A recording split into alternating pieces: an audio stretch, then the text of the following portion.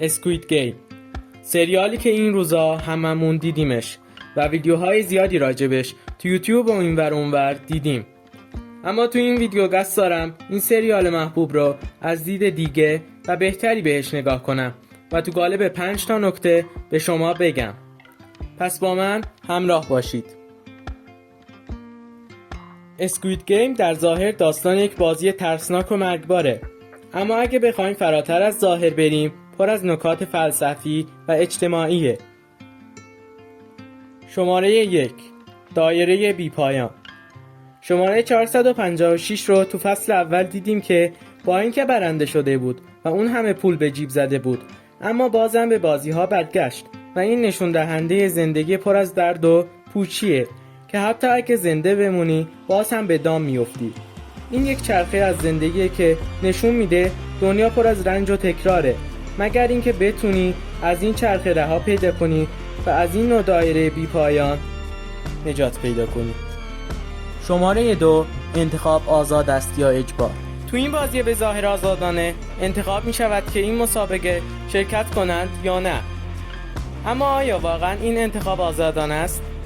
وضعیت بد اقتصادی و اجتماعی بازیکنان و بدهی‌های زیاد اونها رو مجبور به ورود این بازی‌ها می‌کنند.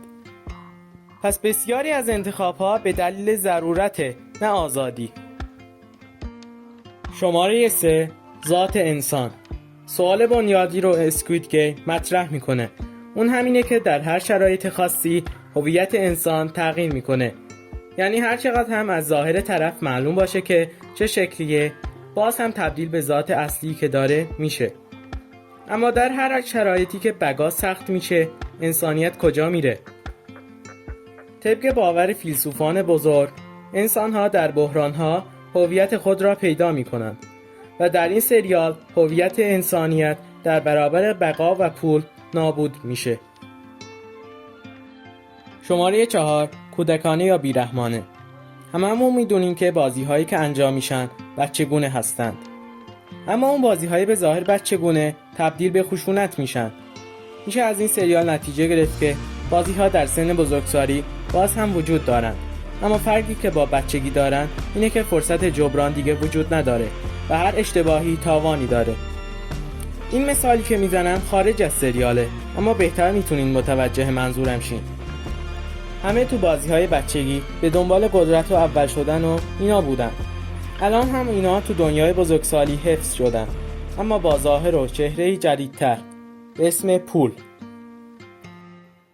زندگی به ظاهر ساده، پشتش رقابت‌های سر بقا و پوله، اما در اصل این نشون دهنده پوچی و بیرحمانه بودن این زندگیه.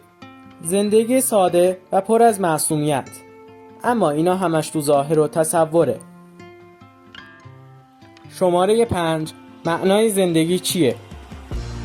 شاید این جمله رو شنیده باشین که آن که دلیلی برای زیستن دارد میتواند هر رنجی را تحمل کند.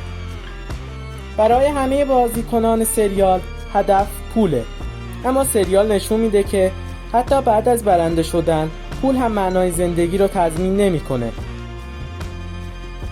روانشناسان میگن که یافتن معنا در رنج انسان را از سقوط نجات میدهد. اما توی سریال برنده بعد از بازی باز هم دچار افسردگی شد، چون معنای زندگی خودش رو گم کرده بود. به طور کلی اسکوید گیم سریال سرگرم کننده و جذابی بود، اما اگه بیشتر و عمیق‌تر به سریال نگاه کنیم متوجه نکات فلسفی میشیم که به ما کمک میکنن که به ظاهر زندگی نگاه نکنیم. خوشحال میشم برای حمایت یوتیوبر تازه‌کاری مثل من نظرات و پیشنهادات خودتون رو بگید. لایک و سابسکرایب یادتون نره.